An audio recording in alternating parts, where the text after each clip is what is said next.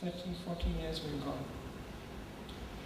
Are we giving all our energy to the part of us that is mortal and will just be put on the cremation fire?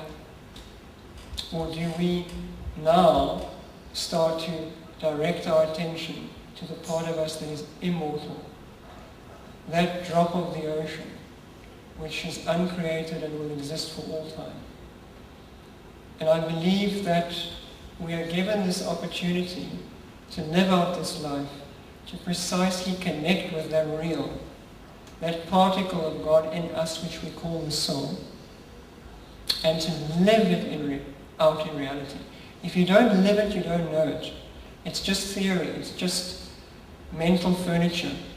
If you pack a donkey full of wise and holy books, it's still a donkey. We have to become saturated with the light that emanates from within and translate it into our human experience. And then we achieve what I call spiritual integration. Because at the moment, our own light and love and beauty that we know is there is ahead of us, and we lag behind. There's a gap. Like a man walking through a forest with a lantern. A pool of light opens.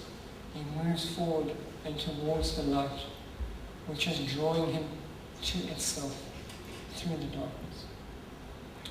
But when we start to meet that light that is within us, we start to live it by example. In all the small details of life. And our friends, our loved ones, our colleagues, everyone is touched by the love they see. It's truth in action. A love that you can see. Not a love you speak about, a love that you can see in action. Talk is cheap, but money buys whiskey. Practice what you preach. Walk your talk. These problems have been around forever. Who wants to be the empty vessel? It makes the most noise. At a deeper level, one can communicate the spirit that you are even more powerfully than your example, by a life dedicated to the way of spirit and contemplation. Like a beautiful rose placed on a table. It doesn't move, it doesn't speak, but it radiates its light and fragrance across the entire room. So through inner work, through commitment to the life of spirit, the ego shell that we are encased in becomes pure and transparent to the light shining from within us. And like a light on a hill, it emanates outwardly. In the most powerful way of communication, the only way to really touch any human being is not by what you say, but by who you are. Trust the power of the unspoken. Trust that the being, the soul that you are, will radiate out of you and communicate far more than a library of books or 1,000 sermons. And that is the art of becoming, to become the way. And all taken together, which brings us sort of full circle back to this beautiful image of the kiss and art, that our human expression, through that integration, through the example, where we close the gap between our spirit and its lived expression. In other words,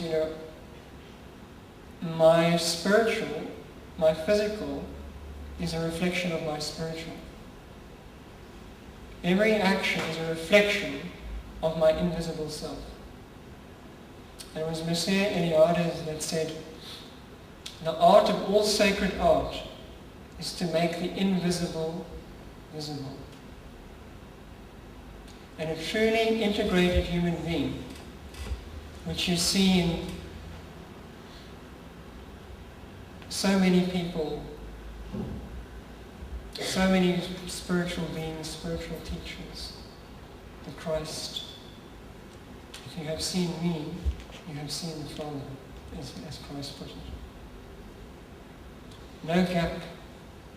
The light of love within him shone out, and those who were drawn to that light came to him. He hardly left. He didn't write books. He didn't create any religion right then and there. 12 disciples, whatever he wrote on sand washed away. But 2,000 years later, Christianity is the world's biggest religion. From a man that just emanated the light within himself out to the world.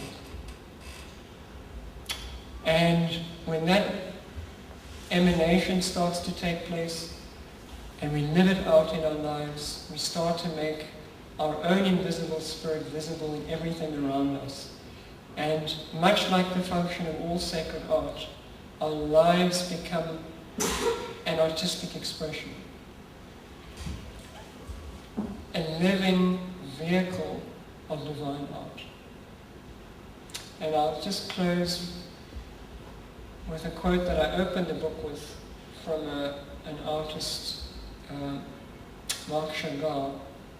He said, in our lives, as on an artist's palette, there is a single color that gives meaning to both life and art.